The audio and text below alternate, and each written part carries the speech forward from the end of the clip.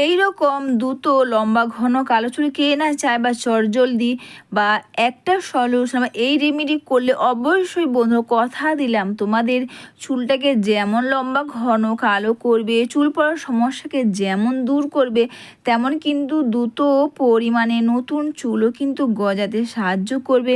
চুল উঠে যাচ্ছে, সিঁথি চওড়া হয়ে যাচ্ছে, নতুন চুলও হচ্ছে না, চটজলদি বাড়িতে বসে করে নাও বা স্নানের আগে করে নাও অথবা রাতে শোবার আগে করে নাও, আরও ভালো হয় রাতে শোবার আগে করে নাও এই রেমেডি। দেখবে চুলটা যেমন লম্বা ঘন কালো করবে, চুল পড়ার সমস্যাকে দূর করবে, তেমন কিন্তু দ্রুত পরিমাণে নতুন চুলও কিন্তু গজাতে সাহায্য করবে। তার জন্য দেখো ক্যাস্টর অয়েল, হ্যাঁ বন্ধুরা, ক্যাস্টর অয়েল এমন একটা উপাদান বা ক্যাস্টর অয়েল এমন একটা জিনিস যে এটা ব্যবহার করে যেমন আমাদের চুল পড়ার সমস্যা দূর করবে, তেমন কিন্তু দ্রুত পরিমাণে নতুন চুল গজাতে সাহায্য করবে। আর অবশ্যই ক্যাস্টর অয়েলের সঙ্গে দিয়ে দিলাম আমন্ড অয়েল। বুঝতেই পারছো, অনেকেও হয়তো ভাবছো যদি আমাদের কাছে ক্যাস্টর অয়েল না থাকে তো অবশ্যই তোমরা এখানে দাও ভিটামিন ই ক্যাপসুল বা ভিটামিন ই অয়েল।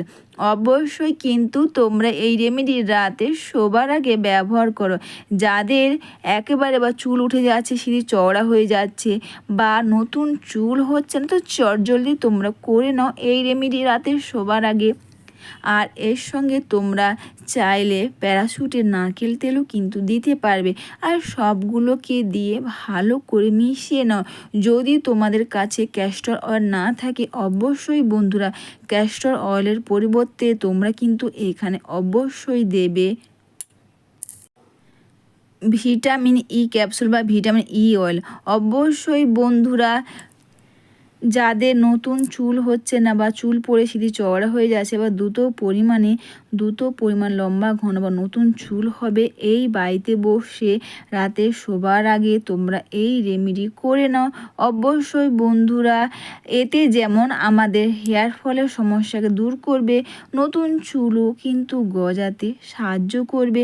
আর এর সঙ্গে দিয়ে দিলাম অবশ্যই বাড়ির গাছের অ্যালোভেরা জেল।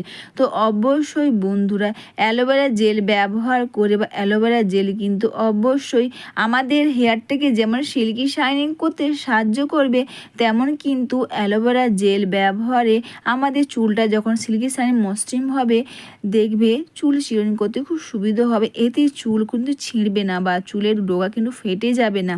আর তোমরা এখান থেকে খুব সহজে বা খুব সহজেই তোমরা অ্যালোভেরা জেলটা এইভাবে করে বের করে নাও। অবশ্যই কিন্তু তোমরা এই রেমেডি রাতে শোবার আগে ব্যবহার করো অথবা স্নানের আগে 2 থেকে 3 ঘন্টা বা মেখে নিয়ে যতটা টাইম তোমরা রাখবে বেশিক্ষণ ততটাই কিন্তু এটা ভালো কাজ করবে। আর সবগুলোকে দিয়ে ভালো করে তোমরা মিশিয়ে নাও। আর এটা কিন্তু তোমরা হয়তো ভাবছো তোমরা যখন এটা ব্যবহার করবে অবশ্যই কিন্তু ভালো করে ঘষে হেয়ারটাকে তোমরা মাসাজ করে নেবে। অবশ্যই বন্ধুরা দ্রুত লম্বা ঘন ও সিল্কি শাইনিং চুল হবে বাড়িতে বসে, তাও আবার যদি চটজলদি তোমরা এই রেমেডি করে নাও।